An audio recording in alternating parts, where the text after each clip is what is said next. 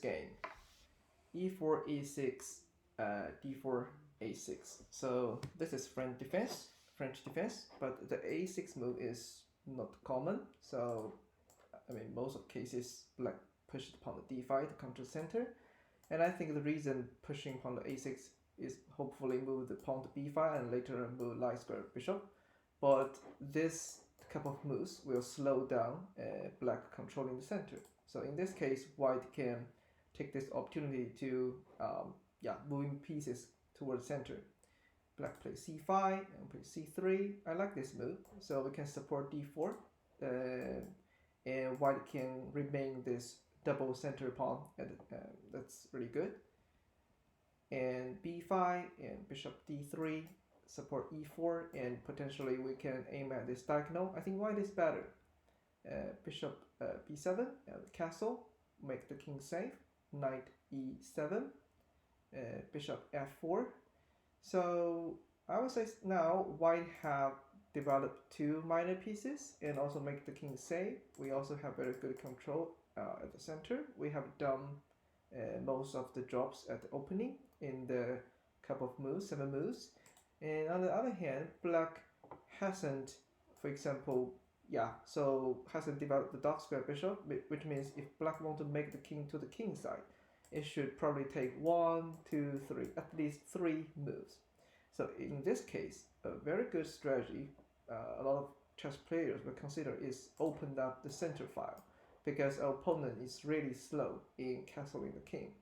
And I think the most obvious way is pushing the pawn to d5. Let's see, if black take my pawn, then I will take the pawn.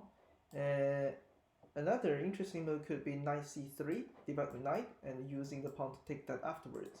If white take my pawn, I can take that with my bishop, and if you take my e4 knight can attack the king very soon.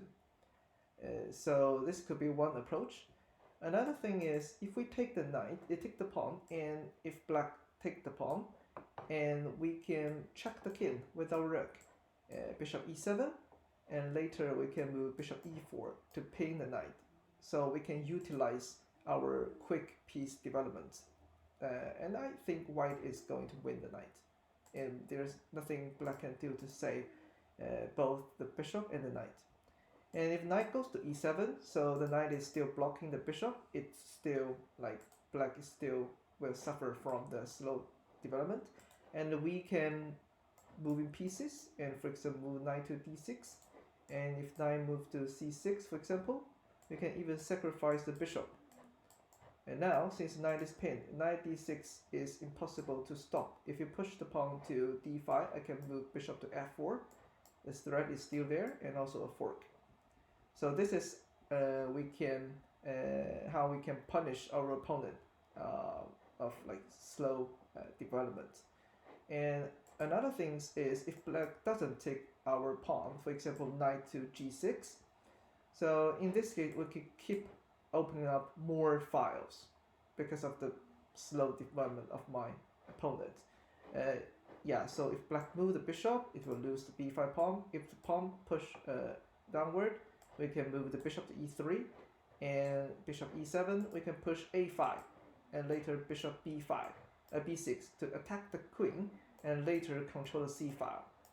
So because black should still like move pieces, and we can like bishop knight d2 or queen b3, divide the queen, and later move the knight to d2, c4, bishop b6, rook e1.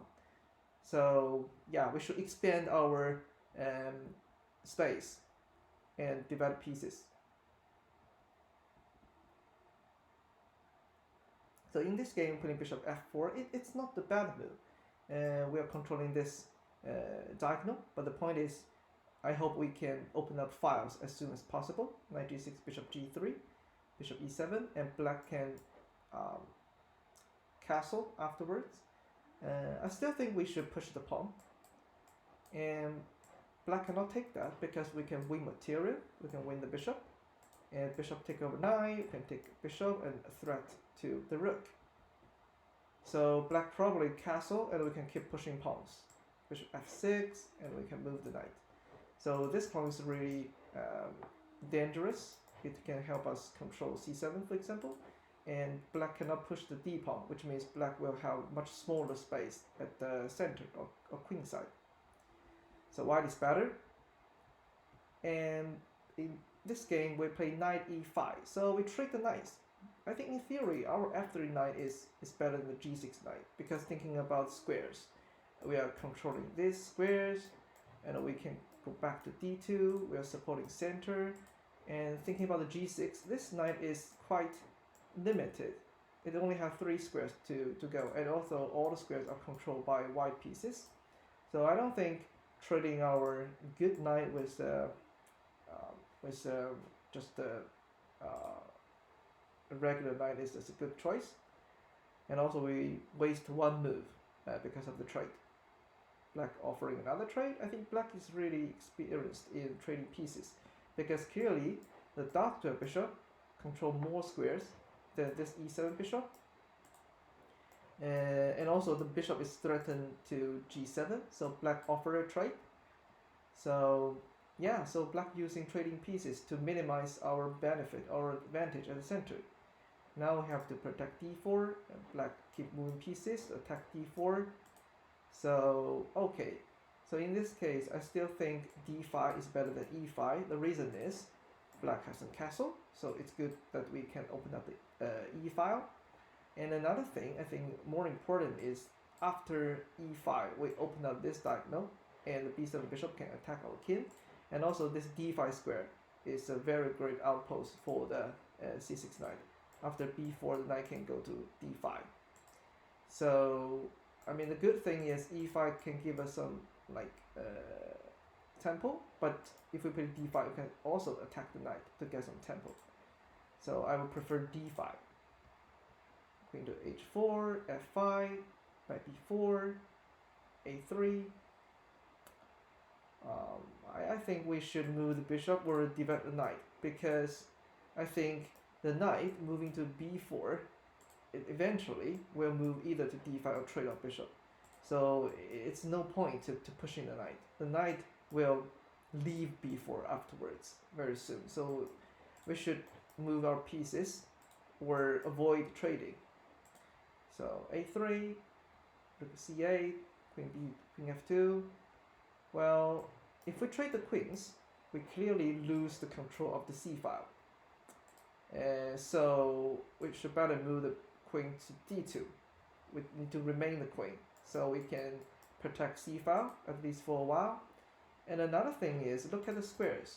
So the weak square of our opponent are all like dark square, because the pawns are, most of the pawns are at light squares, and black has a light square bishop, so black don't need to worry about light squares.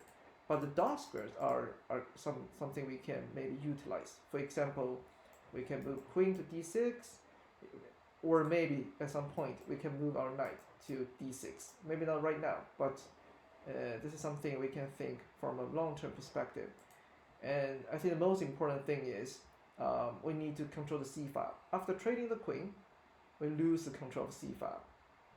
Rook f2, yes, and the rook goes to c4. I think black played very wisely not trading our rook, because this rook is active than our rook.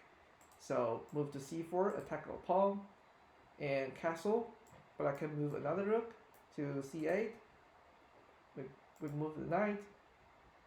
By the way, I think another move we can consider is knight to c3. We can block the attack and also move the knight. That's also something we can consider. Okay, so knight c3, rook c8, yeah. So a5, I think we'll lose the c file sooner or later, because the b4 is not something we can stop. And 92, but I still think 92 is too early. We can move the king, and once the pawn is pushing our knight, then we can move 92. Probably because we can like move a king, like activate the king. But I don't think black will take our rook. Black will play knight c2. Yeah, this is a very good move instead of trading the rooks. yeah, rook c2. This is what black did after knight e2. Attack over knight and attack b2. And I can feel the tension at the second rank. So we will lose the pawn eventually. I don't, yeah, knight c3, take, yeah, we cannot move the knight e4 unfortunately, and also d5. So in this case, I think black is way better. And that's it.